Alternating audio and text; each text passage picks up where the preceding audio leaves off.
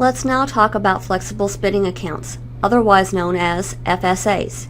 You're going to have some cost-sharing expenses under the Classic, Premier, and HSA plans.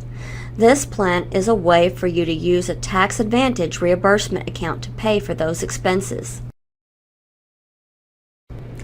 A flexible spending account allows you to set aside pre-tax dollars to pay for eligible out-of-pocket health and dependent care expenses.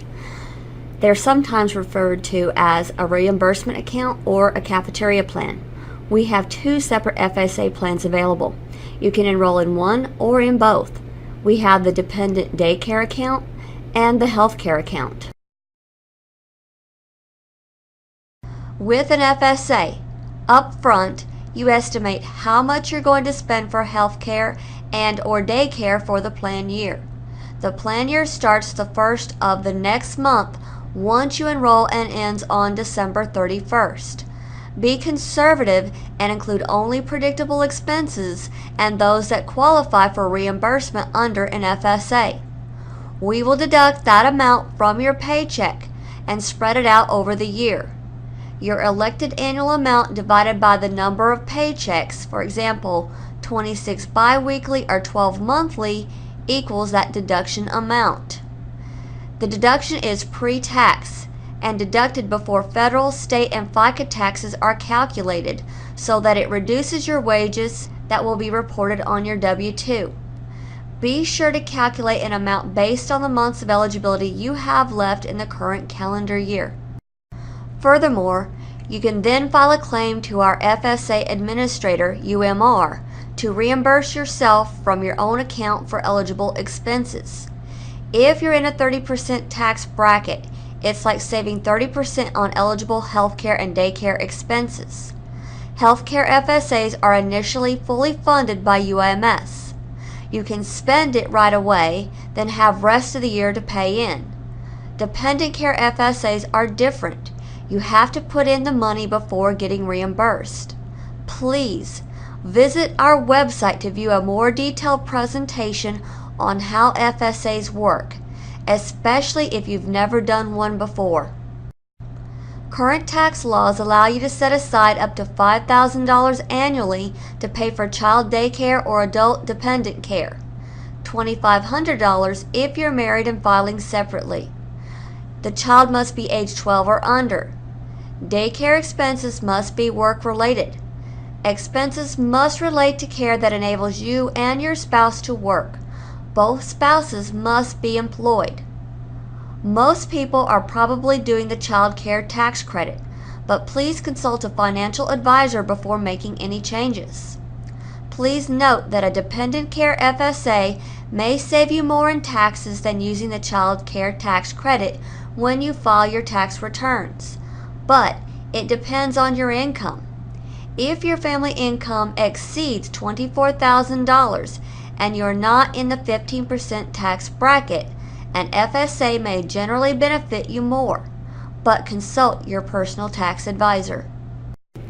Under your healthcare FSA, eligible expenses include medical, dental, and vision expenses incurred during the period of coverage of the employee and eligible dependents, which are not reimbursed by insurance.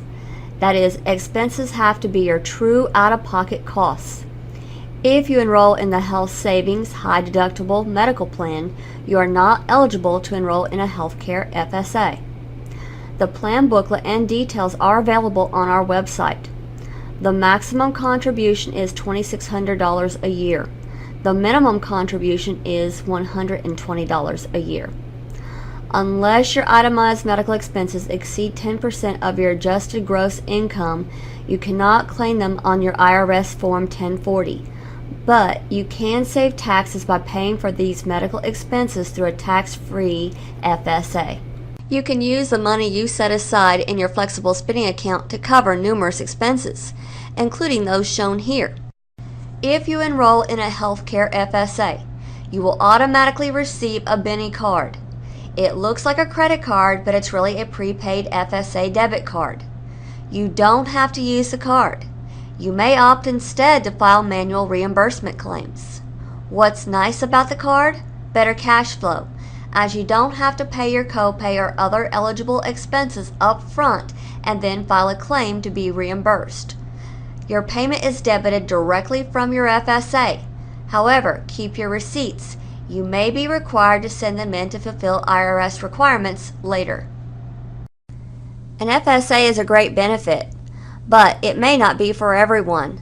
Again, there is a risk trade-off when you're excluding some of your wages from your taxes.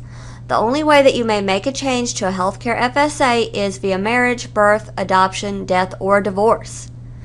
Furthermore, your election to participate starts the first of the next month after you sign up and is only good for the tax year. Your FSA automatically ends each December 31st. Open enrollment is held annually, usually in November, for you to re-enroll for the new year. Mid-year FSA changes and enrollments are very limited and allowed only within 1 month of a qualified event. This is important. You must use it or lose it. Any funds left in your FSA at the end of the plan year, meaning money you put in but haven't spent yet, will be forfeited, except for between $50 and $500 of your healthcare FSA that you can roll over into the next year. Once you enroll as a new employee, your FSA will take effect the first day of the next month, the same as insurance. You may use your FSA for expenses that you incur on or after that date and through the end of your plan year. Please check out our website for forms and links to the UMR website where you can view your account.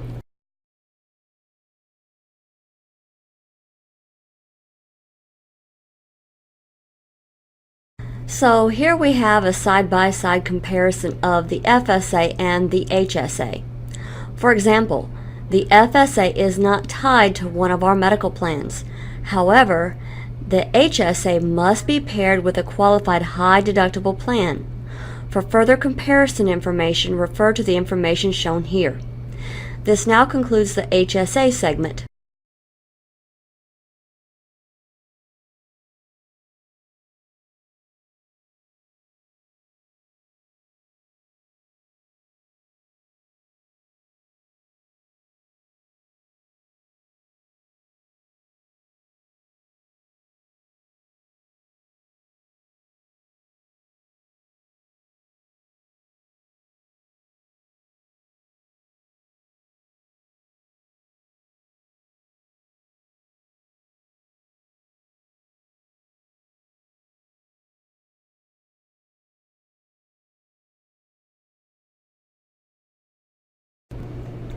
If you have any further questions about the information covered in this segment of your benefits presentation, or any of the other topics covered throughout the other segments, please feel free to contact Human Resources Employee Relations at the number shown here.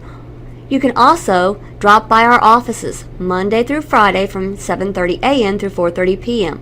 We're located on the 4th floor, Wing C of the Central Building. You can also send us an email to askhr@uams.edu. Please feel free to visit our website at www.hr.uams.edu.